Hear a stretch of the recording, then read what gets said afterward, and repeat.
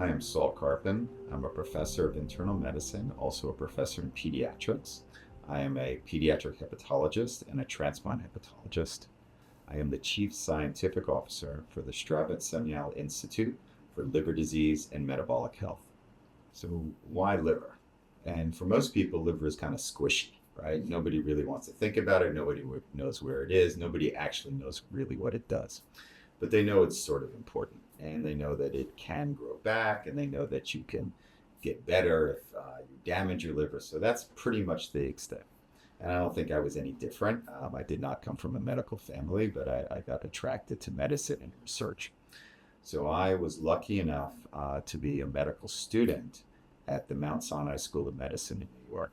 As I started to talk to people in the field, I realized that I liked the complexity and the centrality of liver and GI in people's health. The biology is absolutely fascinating. It is the organ that is the place of last resort. Every single thing you eat, every single drug that goes in your body, everything you breathe, every small molecule must pass through the liver, be evaluated as whether it's friend or foe, gets modified accordingly. Sometimes it's used for food and digestion. That's what comes. Everything from your gut goes right into the liver. Sometimes it's infections that need to be handled. Sometimes it's immune cells that are taken care of. It all happens in this cauldron of the liver. And so the liver is the largest organ in the body for a reason. There are a few different cell types in the liver that perform these functions. And among the functions that I think the liver does, that is the center of a lot of my research, is the fact that it makes this green colored fluid called bile.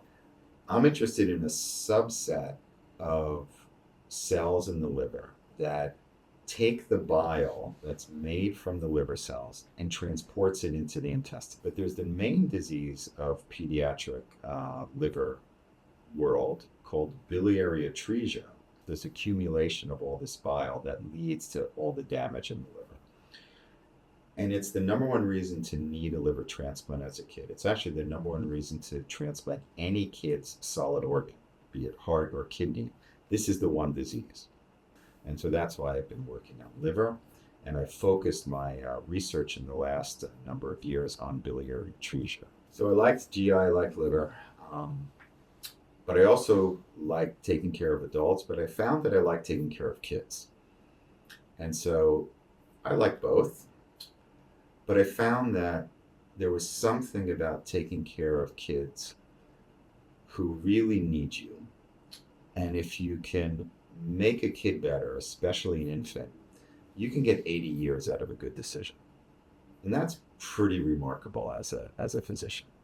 Plus the resilience, the joy, the utter need for support of kids really opens up your heart and opens up your brain to say, we got to fix whatever problems are there. I think it's important to realize that there seems to be almost a firewall between taking care of kids and taking care of adults. It's not that people don't want to talk to each other.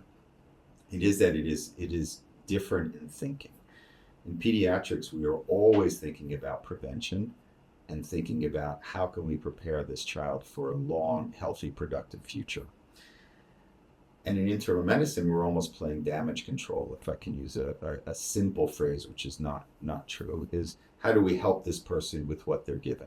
And many things you don't even know they're happening. And I think that's what's really exciting about what we're doing here in the Institute, is we're really trying to identify ways to help a lot of people, and also some people with rare diseases, when it occurs. I think having a pediatrician as a CSO, if I can say that, I'm trying to fill that role by thinking, where can I apply the thinking of a preventative hepatology as early as possible? And so I like that approach. I like seeing where people land as young people, middle-aged and elderly, and what we can do to help their lives. We in pediatrics don't really know what's going on in our 20 and 30-year-olds. And we really should, because they're teenagers. To that point is a blink. And so we need to be able to prepare patients to say, look, you need to watch out for X, Y, and Z, or you need to be responsive to these medications. And from the adult side, there's actually patients who have genetic components to their liver disease, but nobody's ever explored it because that's not a necessary thing, certainly not a first, second, or third tier. But once your patient is not acting the way you expect, you need to look. And so we can bring that into the adult side. So I'm looking to have what I consider a lifetime of liver health mentality.